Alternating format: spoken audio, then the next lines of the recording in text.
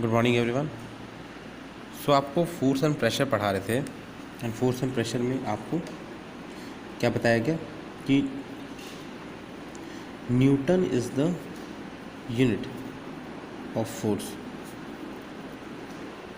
ठीक है, if you are talking about any force, चाहे वो आपका ग्रेविटेशनल फोर्स हो, इलेक्ट्रोस्टैटिक फोर्स हो, ग्रेविटेशनल है,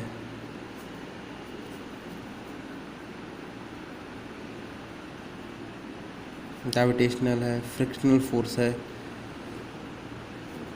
मस्कुलर फोर्स हुआ। If you are talking about any force, the SI unit will always be Newton and it will be denoted by letter capital N. Next is resultant force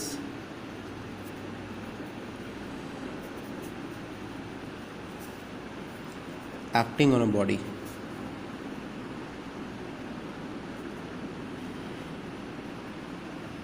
Resultant force acting on a body.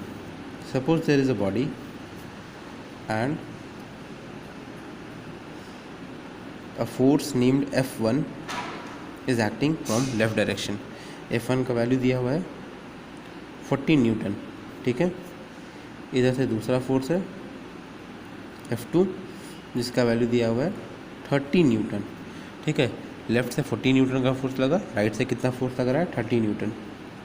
तो इधर से ज़्यादा ढकेला जा रहा है ना, ज़्यादा force से इधर ढकेला जा रहा है, इधर कम फोर्स से ढकेला जा रहा है, तो बॉडी किधर मूव करेगा? Body will move in this direction. Body इस डायरेक्शन में मूव करेगा।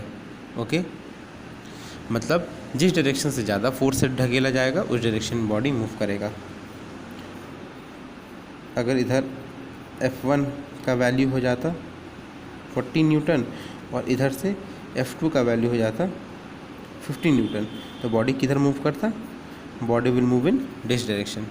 ठीक है, ये डायरेक्शन मूवमेंट हो गया। ओके, ठीक है, इधर से लेफ्ट में जो फोर्स लग रहा था वो लेस था और राइट में फोर्स क्या था? मोर। तो इधर से ज़्यादा फोर्स से ढकेला जा रहा है ना, इधर से ज़्यादा फोर्स से ढकेला जा रहा है, इधर कम ताकत लगाया जा रहा है, तो ज़्यादा फोर्स से ढकेला जाएगा तो बॉडी किधर मूव करेगा? इस डायरेक्शन में मूव करेगा। Okay, suppose a body is there, इस पर F1 लगाया गया 30 न्यूटन का और F2 भी लगाया गया है 30 न्यूटन का। दोनों साइड से बराबर फोर्स लगाया जा रहा है, तो इस केस में क्या होगा? Body will not move.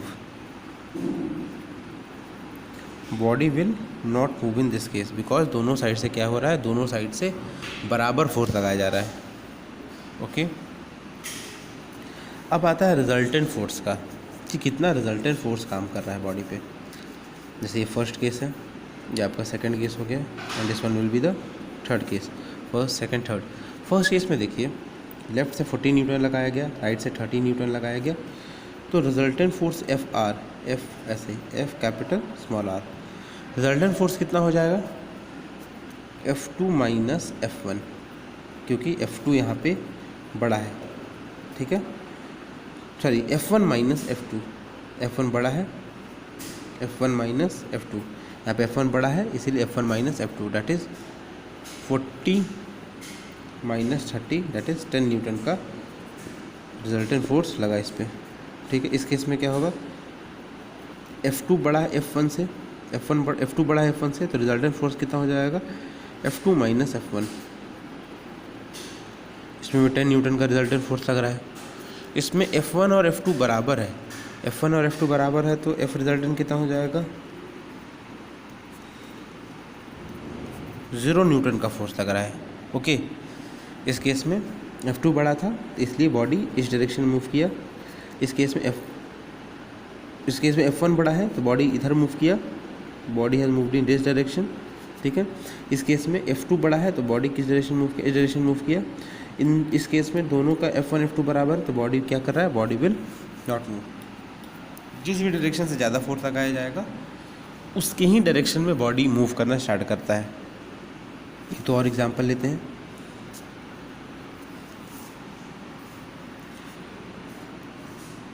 Suppose this is the body, इधर से फोर्स लगा F1 जिसका वैल्यू है 10 न्यूटन, इधर से एक और फोर्स लगा, 2 आदमी ढकेल रहे हैं, जैसे 20 न्यूटन का, ठीक है। इधर से F3 लगा 40 न्यूटन का, और यहाँ पे F4 लगा 10 न्यूटन का, ठीक है। तो एक साइड से, लेफ़्ट साइड से 2 फोर्स लगाया गया, ठीक है, 2 फोर्स लगाया गया, लेफ़्ट साइड से 2 फोर्स लगाया गया है। तो दोनों फोर्स का टोटल वैल्यू कितना हो गया, 10 और 20, 30 न्यूटन हो गया। लेफ़्ट साइड से फोर्स लगाया गया।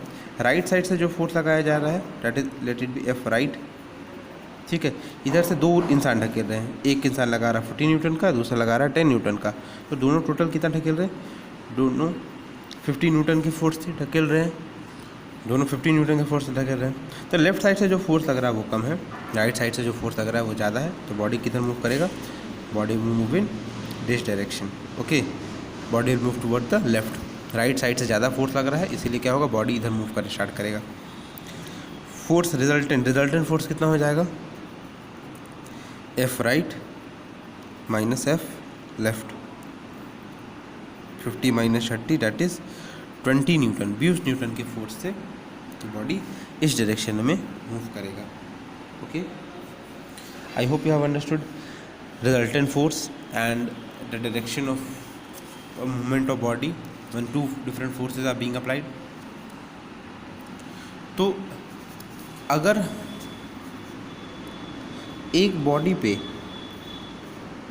जैसे जो फोर्स लगाया गया F1 और F2, ठीक है, if F1 is not equal to F2, F1 और F2 अगर बराबर नहीं है तो इसको हम लोग बोलते हैं अनबैलेंस्ड फोर्स। क्या बोलते हैं, unbalanced force. If F1 and F2 are not equal then it is un unbalanced force. और बॉडी पे जो फोर्स लगाया जा रहा है F1 और F2, if F1 is equal to F2, F1 F2 बराबर है, इसको हम लोग क्या बोलेंगे, that will be called as balanced force, ठीक है। अगर F1 F2 बराबर नहीं है तो अनबैलेंस्ड फोर्स, अगर F1 F2 बराबर है तो बैलेंस फोर्स, ठीक है। जैसे एग्जांपल आप देखिए, F1 और F2 बराबर नहीं है तो ये क्या हुआ, अनबैलेंस फोर्स हो गया। F1 F2 बराबर नहीं है तो ये भी क्या हुआ, ये भी अनबैलेंस फोर्स हो गया। यहाँ पे दोनों बराबर है तो ये क्या हो गया, बैलेंस फोर्स। तो टग ऑफ वॉर में कि जैसे जो रस्सी खींचा जाता है, स्पोर्ट्स जो है जिसमें दोनों साइड से रस्सी खींचा जाता है, तो टग ऑफ वॉर में अगर जब तक कोई टीम जीत नहीं रही है, वो किस चीज़ का एग्जाम्पल हो जाएगा, that will be an example of balance force. जब तक कोई टीम जीत नहीं रही है तब तक बैलेंस फोर्स है, दोनों साइड से बराबर फोर्स लगाया जा रहा है, ठीक है। लेकिन जैसे ही एक टीम दूसरे टीम को खींचना स्टार्ट कर देती है, ठीक है, तो वो किस चीज़ का एग्जाम्पल हो जाएगा, that will be the example of unbalance force. That time it becomes an example of unbalance force, okay. जैसे ही जब तो दोनों बराबर खींच रहा है, कोई टीम मूव नहीं कर पा रहा, कोई टीम जीत नहीं पा रहा है, तो वो क्या हुआ, बैलेंस फोर्स का एग्जाम्पल हुआ। जैसे ही कोई टीम जीतना स्टार्ट कर देता है, वो that becomes an example of unbalanced force, okay। So you can say that the force is a result of magnitude and direction। कितने मैग्नीट्यूड का फोर्स लगाया गया, कितने मैग्नीट्यूड का फोर्स लगाया जा रहा है बॉडी के ऊपर, और किस डायरेक्शन में लगाया जा रहा है। कितने मैग्नीट्यूड का फोर्स लगाया जा रहा है, 40 न्यूटन का फोर्स लगाया गया, और किस डायरेक्शन में लगाया गया। तो फोर्स को डिफाइन करने के लिए मैग्नीट्यूड भी जरूरी है और डायरेक्शन भी ज़रूरी है। Magnitude and direction both are needed for defining the force, okay। I hope you have understood the resultant force which acts on a body, and in the next video we'll discuss the topic effect of force, and whatsoever doubt you will have regarding resultant force you can discuss in the online class, okay। Thank you.